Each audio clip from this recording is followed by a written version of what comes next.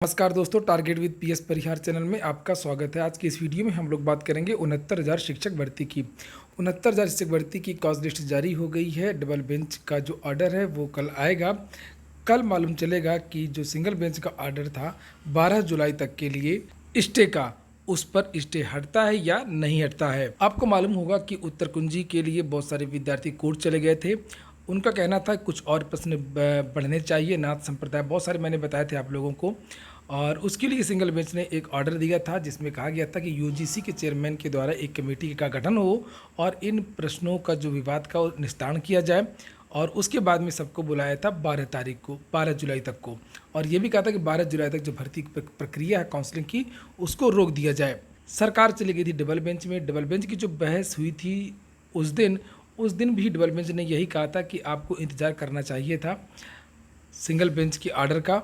और जज साहब ने ये भी पूछा था कि आखिरकार सिंगल बेंच के ऑर्डर में क्या समस्या है।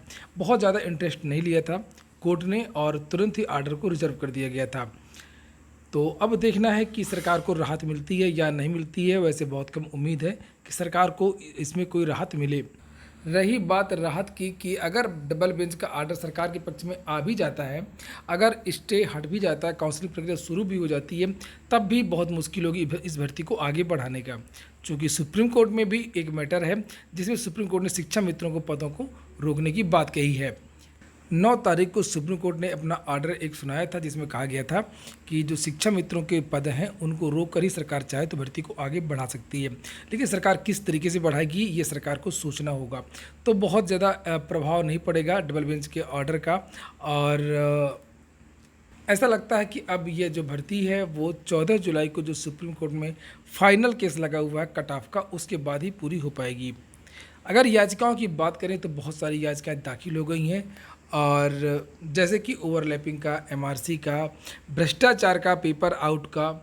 और अब एक नई याचिका दाखिल हो गई है। शिक्षा मित्रों को जो 25 नंबर का भारांक दिया जा रहा है उसको विधि सम्मत नहीं है, ऐसा बताया गया है। यहाँ पर देख सकते हैं यही वो याचिका जो डाली गई है जिसमें बताया गया कि सुप्रीम कोर्ट के और हाई कोर्ट के बहुत सारे ऐसे ऑर्डर हैं जिसमें ये बताया गया है कि जो भारांक है इतना ज़्यादा नहीं दिया जाना चाहिए। और जो शिक्षा मित्रों का जो भारांक 25 नंबर का, ये वास्तव में बहुत ज़्यादा है।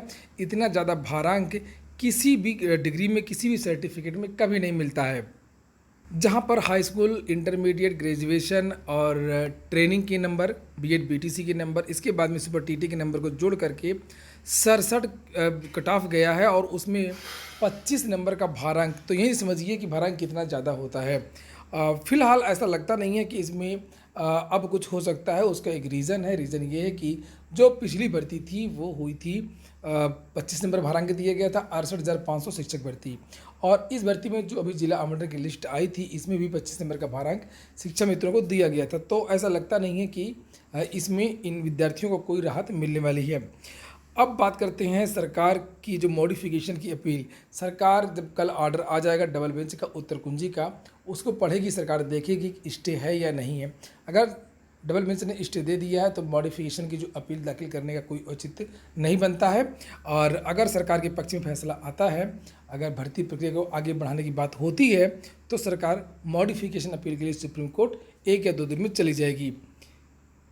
और इसके बाद में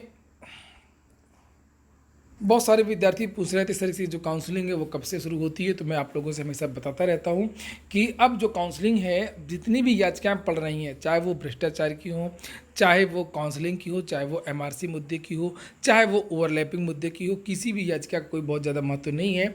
और सबसे ज़्यादा जो महत्व है वो कट ऑफ का है। 40-45 कट ऑफ, 60-65 कट ऑफ का है। और 14 जुलाई को सुप्रीम कोर्ट की सुनवाई है, उसके बाद ही कुछ कहा जा सकता है। तो ठीक है दोस्तों, ये हो गया आज का वीडियो अगर आपको अच्छा लगा हो तो जल्दी से लाइक कर दें। जिन मित्रों ने चैनल को सब्सक्राइब ना किया और सब्सक्राइब कर लें। पूरा वीडियो सुनने के लिए बहुत बहुत धन्यवाद।